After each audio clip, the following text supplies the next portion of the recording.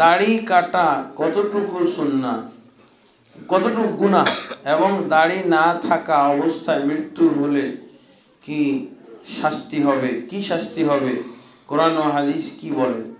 দাড়ি কাটা অবশ্যই এটা কবিরা গুনাহ, যেহেতু দাড়ি রাখাটা হলো ওয়াজিব, আর ওয়াজিবের বিপরীতে আপনি করলে এটা কবিরা গুনাহ অবশ্যই।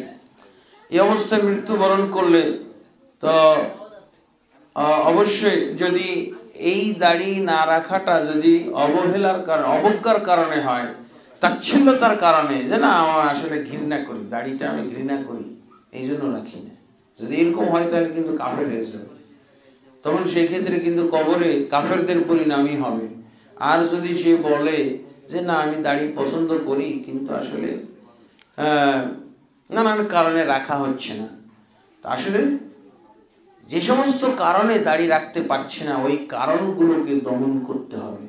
অনেক সময় তার আত্মীয় স্বজন পছন্দ করে না, মা পছন্দ করে না, বাবা পছন্দ করে না, বন্ধু পছন্দ করে না, স্ত্রী পছন্দ করে না, এই সব কারণে কিন্তু এই কারণগুলোর উপরে আমাদেরকে বিজয়ী হইতে হবে।